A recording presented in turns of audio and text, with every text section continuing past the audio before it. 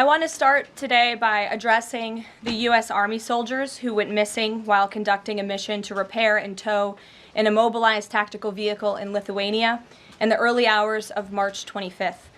Tragically, 3 soldiers were found deceased in Lithuania yesterday, and it pains me to confirm that today the 4th soldier was also found deceased. The President, the Secretary of Defense, and the entire White House are praying for the victims' friends and family during this unimaginable time. This is another stark reminder of the selfless sacrifice of our brave military men and women who risk their lives around the world every day to keep us safe. God bless them. On another note, at our southern border, there is more massive news. Southwest border crossings in March fell to the lowest level in American history, down 94% from March of last year under President Biden, when 137,000 illegal aliens poured across our wide-open southern border. Thanks to President Trump's leadership, Border Patrol agents are now back to doing the jobs they signed up for, securing the border, rather than serving as travel agents for illegal aliens. The Los Angeles Times captured the Trump effect on the border with a recent article. Their headline read, "California-Mexico border, once overwhelmed, is now nearly empty." With so few migrants coming into the U.S., they wrote, "Shelters that once served migrants have completely closed." Deportations of illegal aliens who threaten the safety of the American people are also continuing at a rapid pace. Over the weekend, the United States military transferred a group of 17 violent criminals from the Tren de Aragua and MS-13 terrorist organizations to El Salvador. And an illegal alien who was released by the Biden administration into our country was just arrested in Georgia and charged with the horrific killing of Camelia Williams, a mother of 5 and grandmother. The suspect has now been indicted on charges of malice murder, felony murder, aggravated assault, rape, aggravated sexual battery, and necrophilia, which, for those who don't know, necrophilia is a sexual obsession with a corpse. This suspect was ordered to be removed in July 2023, but the Biden administration allowed him to stay. This case represents the ruthless murderers, rapists, and pedophiles who Joe Biden and Democrats let into our country over the past 4 years through our southern border. They should have never been here in the first place. Keep this in mind the next time you see Democrats protesting future illegal alien removals from our country. President Trump is focused on fulfilling his greatest obligation, to keep the American people safe and to defend our country from violent invaders. Looking ahead to tomorrow, April 2nd, 2025, will go down as one of the most important days in modern American history. Our country has been one of the most open economies in the world, and we have the consumer base hands down, the best consumer base. But too many foreign countries have their markets closed to our exports. This is fundamentally unfair. The lack of reciprocity contributes to our large and persistent annual trade deficit that's gutted our industries and hollowed out key workforces. But those days of America, beginning tomorrow, being ripped off are over. American workers and businesses will be put first under President Trump, just as he promised on the campaign trail.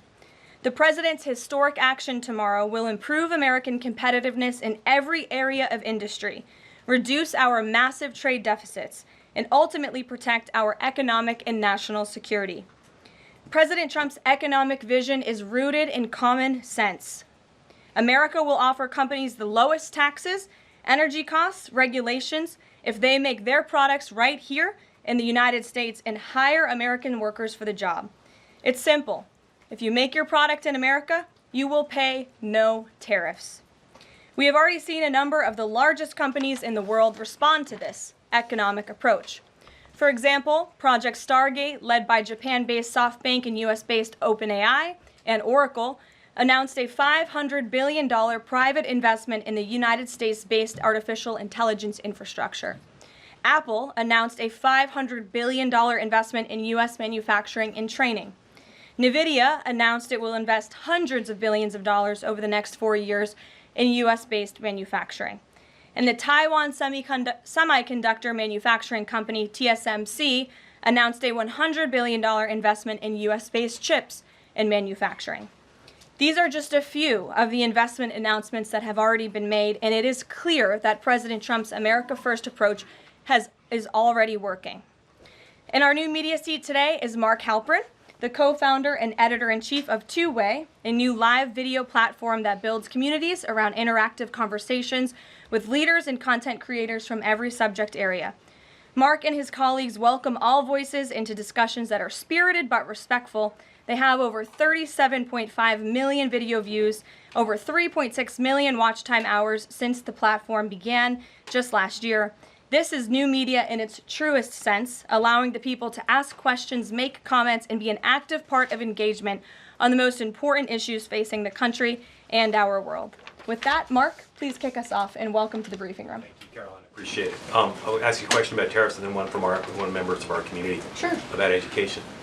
It's perceived by some that companies or countries, if they change their policies either before tomorrow or after tomorrow, can have the president alter what he's planning for that country or that sector. Is that a possibility? And if so, what factors the president consider in making those changes? Well, the ultimate change for these companies and these countries, Mark, will happen when they decide to do business in the United States of America. And as I just laid out, they will face no tariffs at all if these companies choose to invest here in the United States and to move their production and their manufacturing here to the United States as well. As for tomorrow, the president will be addressing the decades of unfair trade practices that have ripped our country off and American workers off. It has hollowed out our middle class. It has destroyed our heartland, and the president is focused on reshifting our global economy to ensure that America is once again the manufacturing superpower of the world. So if they do something today or later in the week that's a pledge for future activity, would that be good enough potentially to alter the policy? Again, the president has been looking at the very unfair trade practices of the past. Certainly, the president is always up to take a phone call, always up for a good negotiation, but he is very much focused on fixing the wrongs of the past and ensuring that American workers have a fair shake. So if someone calls after tomorrow and says, hey, I'm ready to make a change, he'd be open to that? The president is always open to taking calls. Okay. A question from one of our community members. Katie Reeves is a school teacher in Wisconsin. She's taught K-8 in public, independent, private, and private schools. And here's what she wanted me to ask you. She says, I see the elimination of the Department of Education as an excellent first step in the improvement of our school system. Do you see any further role the federal government can take beyond this, possibly in promoting the expansion of voucher programs or reducing the influence that teachers' unions hold over our schools? Mm-hmm. Well, first of all, I want to thank Katie for her service to our country and our nation's children. Being a teacher is the most noble profession that we believe one can have. And the president said in his remarks when he signed the executive order to dismantle the Department of Education that he loves our teachers. And in part, this order is to empower our teachers to have greater decision making in the classroom. Nobody knows our nation's children and our students better than our teachers who are with them every single day. As for the federal government's role, to get to the heart of Katie's question, the president has made it clear to Linda McMahon that we need to find other places within our federal government for critical programs regarding education. Pell Grants, Title IX, lawsuits, etc., civil rights lawsuits, all of that are critical functions, special needs programs, nutrition programs, but there are other places throughout the federal bureaucracy where those things can happen and work. The Department of Education has been a very bloated bureaucracy. We spent trillions of dollars on this department, and for what? Our children are worse off as far as education goes today than they were when this department originated, and that's very concerning to the president. So, the two issues she cited, are those priorities for the president? School education choice, vouchers, and diminishing the role of teachers' unions. The president is very supportive of both of those things, particularly when it comes to school choice. He has said that school choice is the civil rights issue of our time, and he wants every child, regardless of zip code, socioeconomic status, how much money their parents have, to be able to go to the school of their choosing that best suits their educational needs. And he is going to empower state and local leaders to make those decisions on behalf of our nation's children. Thanks for being here, Mark. Jeff. Just changing subjects for 1 second. The administration has expressed a complete confidence in how all the deportation flights to El Salvador were conducted. But now that the administration has conceded that there was an error of one Salvadoran national, will there be any reviews conducted? And does the president express any thoughts on the one error that was disclosed in court last night? Well, first of all, the error that you are referring to was a clerical error. It was an administrative error. The administration maintains the position that this individual who was deported to El Salvador and will not be returning to our country was a member of the brutal and vicious MS-13 gang. That is fact number one. Fact number two, we also have credible intelligence proving that this individual was involved in human trafficking. And fact number three, this individual was a member, actually a leader of the brutal MS-13 gang, which this president has designated as a foreign terrorist organization. Fact number four is that foreign terrorists do not have legal protections in the United States of America anymore, and it is within the president's executive authority and power to deport these heinous individuals from American communities. It is a promise he campaigned on. It is a promise he is keeping. And every single person in this room should be grateful for that, considering especially MS-13 is very prevalent and prominent here in the District of Columbia, in Maryland, and in Virginia. And the president, the attorney general, everyone who has been involved in these operations is focused on eradicating these criminals and terrorists from our communities. The vice president said he was a convicted member of MS-13. What evidence is there to back that up? There's a lot of evidence, and the Department of Homeland Security and ICE have that evidence, and I saw it this morning. Steve. Has the president fully made up his mind on the level of tariffs to impose tomorrow? We keep hearing about a 20% flat rate. The president said last night he has made a decision and a determination. I was with him in the Oval Office earlier, and he is going to announce that decision tomorrow. I don't want to get ahead of the president. This is obviously a very big day. He's with his trade and tariff team right now, perfecting it to make sure this is a perfect deal for the American people and the American worker, and you will all find out in about 24 hours from now. And are the car tariffs going to go into effect on April 3rd as scheduled? Correct. Yes, they will. Okay. And last thing, would you like to respond to the Chinese military drills around Taiwan? Yes, I would. As a matter of fact, the National Security Council briefed me on this morning, and they said that the president is emphasizing the importance of maintaining peace in the Taiwan Strait, encouraging the peaceful resolution of these cross-strait issues, reiterating our opposition to any unilateral attempts to change the status quo by force or coercion. That is directly from the National Security Advisor. Just for you, Steve Holland of Reuters. Monica. Thank you so much, Caroline. Elon Musk this week revealed that Doge found that the Biden administration issued over 2 million social security numbers to illegal aliens, found 20 million dead people marked as alive in the social security system. Has the White House confirmed these numbers with Elon, and is the White House looking into correcting this? I'm not sure about those specific numbers that Mr. Musk cited. I can tell you what the Social Security Administration has said themselves, according to an Inspector General's report that was conducted last year, showing there was nearly $80 billion worth of fraud in this program.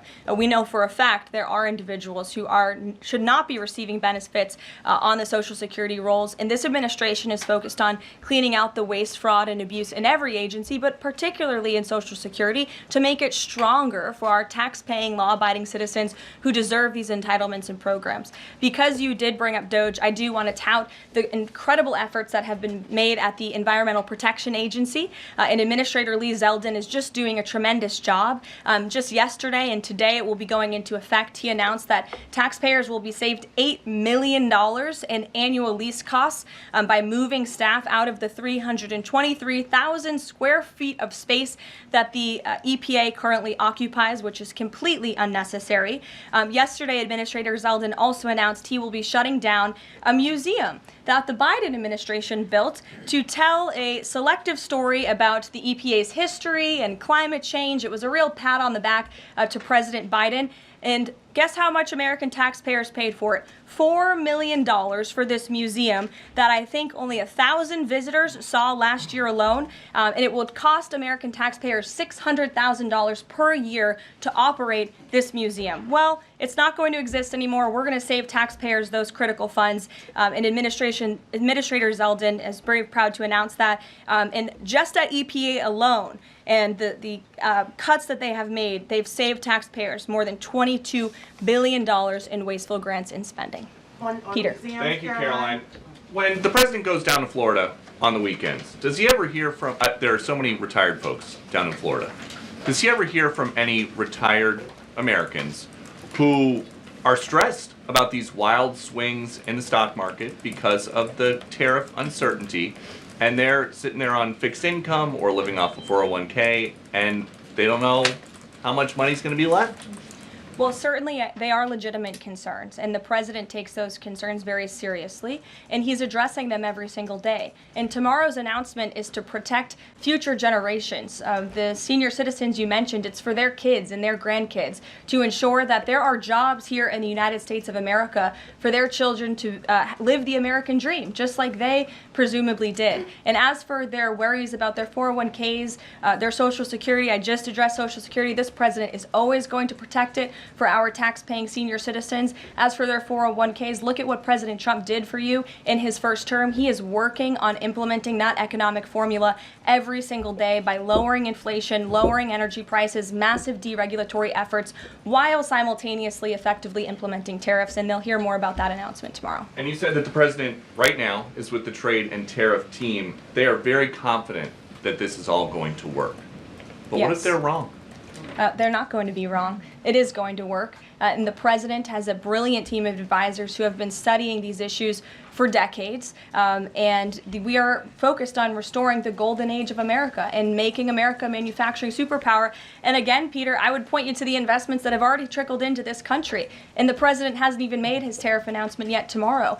There have been billions of dollars in private investments from around the world pouring into American communities. What does that look like for those watching at home, for the people you mentioned worried about their own economic circumstances? It means more jobs in your communities, which means more money, more investments, more money in your pocket. That's what the president is committed to. And I would be remiss if I didn't mention the president's commitment to tax cuts, which we are counting on Congress to do, especially on Social Security. And one more. Sure. Are the special elections today a referendum on the president?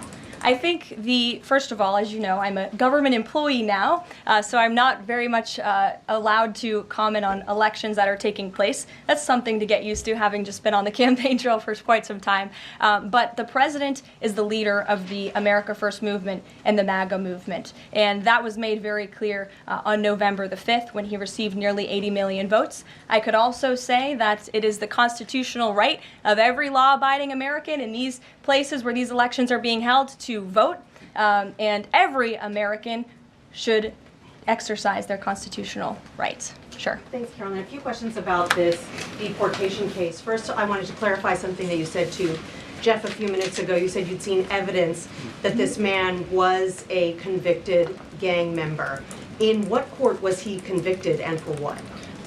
This individual was an MS-13 ringleader. This individual was also engaged in human trafficking.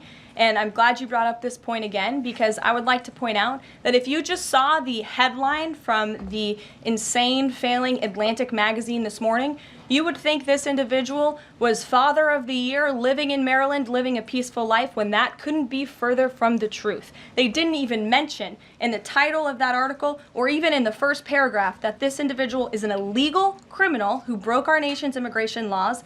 He is a leader in the brutal MS-13 gang, and he is involved in human trafficking, and now MS-13 is a designated foreign terrorist organization. Foreign terrorists have no legal protections in the United States of America, and this administration is going to continue to deport foreign terrorists and illegal criminals from our nation's interior. But a judge ordered that he should remain in this country. So are you saying that it is okay to ignore a judge's ruling if you don't like it? Who does that judge work for? He's an immigration It was an judge. immigration judge who works for the Department of Justice at the direction of the Attorney General of the United States, whose name is Pam Bondi, who has committed to eradicating MS-13 from our nation's interior. And let me tell you why we've made this commitment. MS-13, may I remind each and every one of you, is a brutal and vicious gang. They raped and strangled a 20-year-old autistic woman to death in Maryland. They hacked 4 people to death with machetes in a park on Long Island.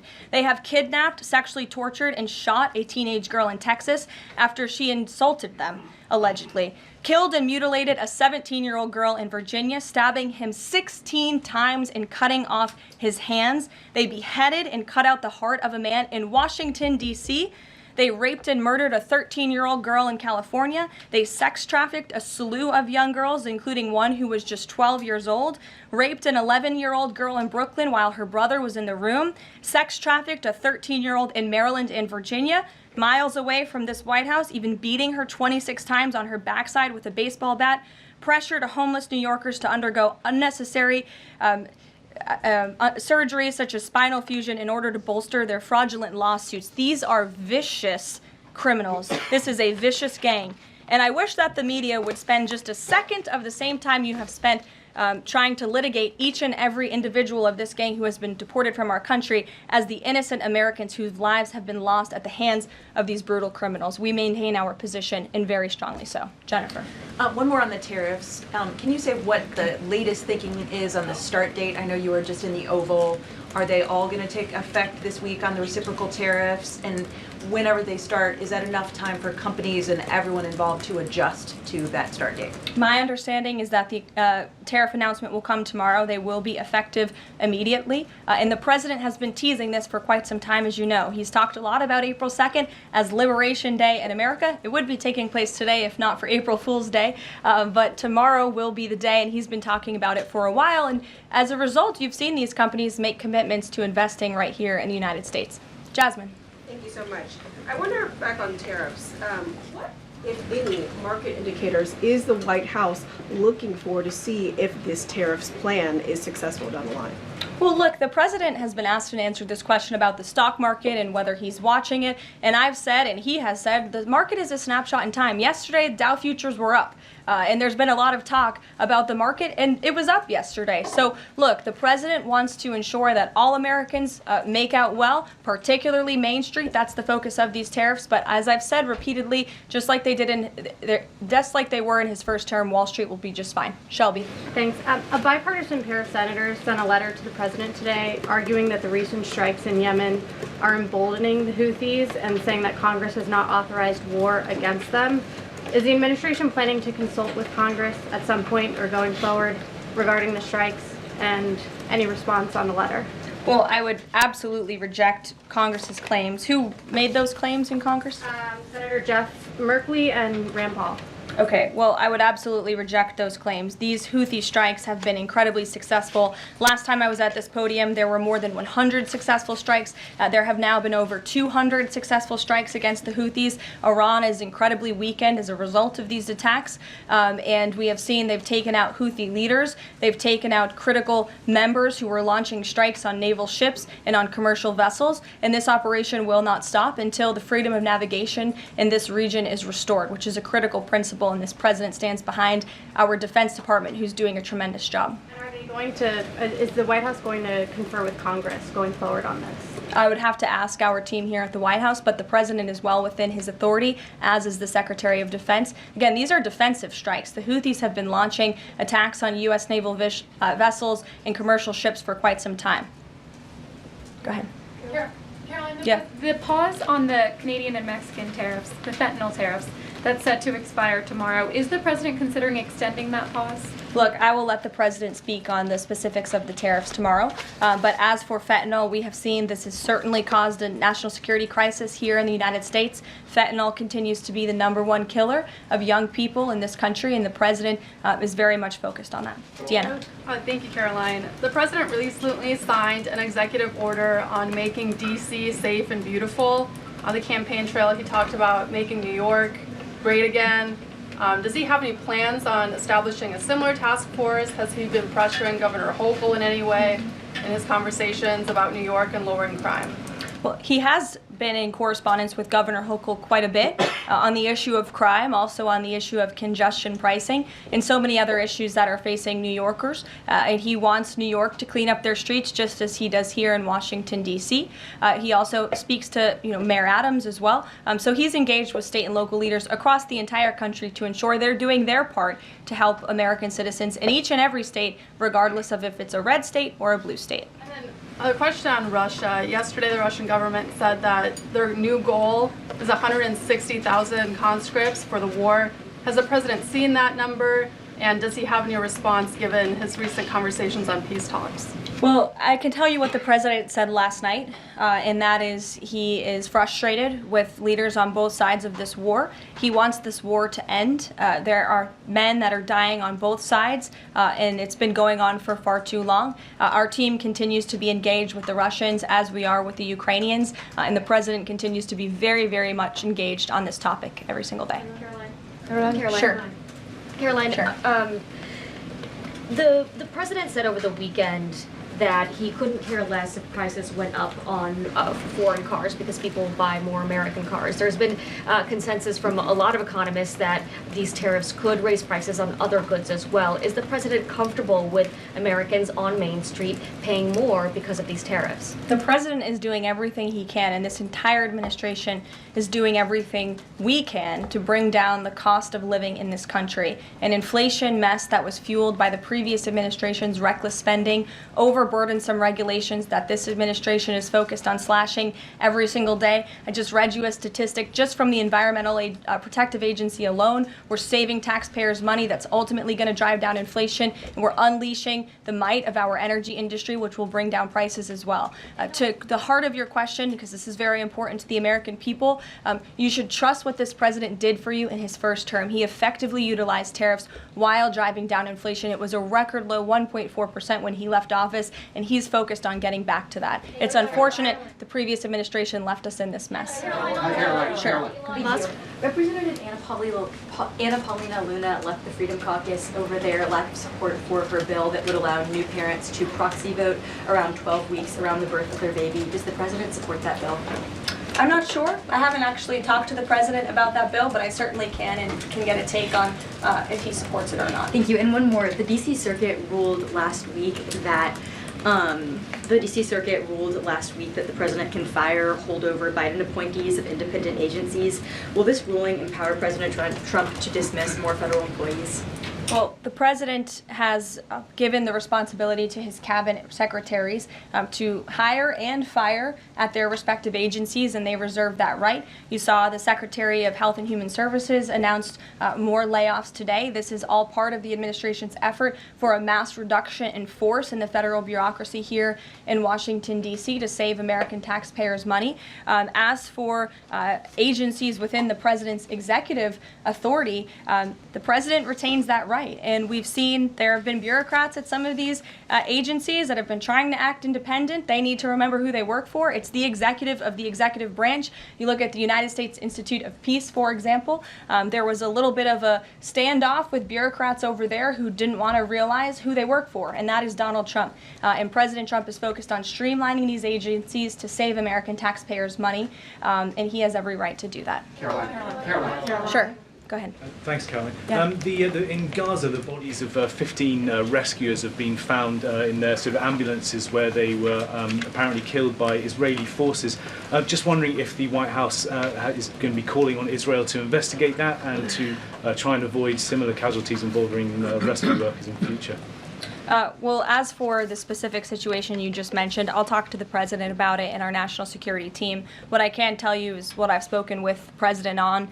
He very much remains committed to backing Israel, and it was only because of this president and his team's leadership that we had a temporary ceasefire in Gaza, that we were able to bring many hostages home. And the president made it very clear to Hamas, you get the hostages out, all of them, or there will be hell to pay. And Hamas is certainly witnessing what it feels like for all hell to be paid, and the president supports Israel's right to defend itself. Any progress at all on a ceasefire at the moment, as far as the president's concerned?